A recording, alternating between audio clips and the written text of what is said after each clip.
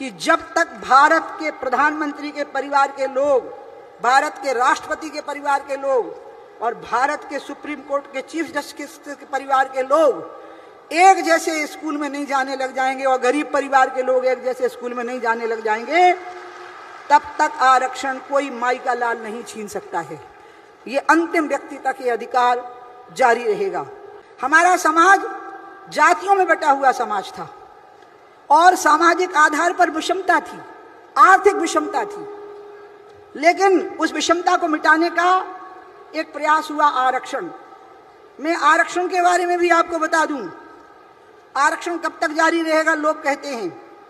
हमने तय किया है, मेरी अपनी पार्टी, यहाँ दूसरी पार्टियों के भी लोग हैं, लेकिन मेरी अपनी पार्टी के नेताओं ने भी तय किया है कि जब तक भारत के प्रधानमंत्री के परिवार के लोग, भारत के राष्ट्रपति के परिवार के लोग और भारत के सुप्रीम कोर्ट के चीफ जस्टिस के परिवार के लोग एक जैसे स्कूल में नहीं जाने लग जाएंगे और गरीब परिवार के लोग एक जैसे स्कूल में नहीं जाने लग जाएंगे, तब तक आरक्षण कोई माई का लाल नहीं छीन सकता है। ये अंतिम व्यक्ति तक ये अधिकार जारी रहेगा। समाज में जो विषमता है, वो विषमता आज भी कुछ हद तक बरकरार है। इस विषमता को मिटाने का जो तरीका है, एक है सामंजस्य और सद्भावना और दूसरा है आर्थिक आधार।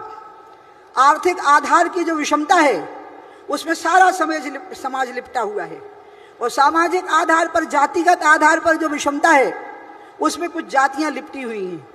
लेकिन जिन जातियों ने धर्म परिवर्तन कर लिया है, उनको आरक्षण का अधिकार नहीं दिया जा सकता है। आरक्षण का अधिकार उन्हीं को मिलेगा जो हिंदू धर्म में जातिगत दुर्भावना के शिकार हुए होंगे, क्योंकि अमेरिका और इंग्लैंड में नस्ल भेद और रंग भेद हुआ है, लेकिन भारत में जाति भेद आधार बना है, जातिगत व्यवस्था आधार बनी है शोषण का। शोषण के आधार की जो व्यवस्था होती है, शोषण को मिटा देने के लिए उसी व्यवस्था को मिटाना पड़ता है।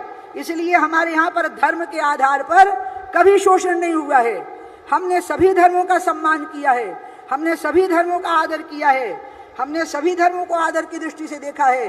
मैं आज भी कहती हूँ कि मैं उमा भारती मानती हूँ कि मक्का मदीना मुसलमानों का पवित्र तीर्थ है, वेटिकन सिटी ईसाइयों का पवित्र तीर्थ है, कुरान और बाइबल उनके पवित्र ग्रंथ हैं, हजरत मोहम्मद और ईसा मसीह उनके महान देवदूत हैं। तो मैं इतना चाहती हूँ कि मुसलमान और ईसाई इतना कहने की उमा भारती, तुम्हारे राम कृष्ण और शिव और गीता वेद और पुराण भी पवित्र ग्रंथ हैं और पवित्र देवता हैं। हम उनका भी उतना ही आदर करेंगे जितना कि हम इनका करते हैं।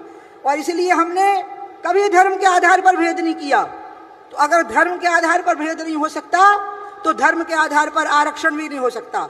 भेद का आधार अगर जातिगत रहा है, तो आरक्षण का आधार भी जातिगत रहेगा। और ये तब तक रहेगा जब तक कि सबको न्याय नहीं मिल जाता।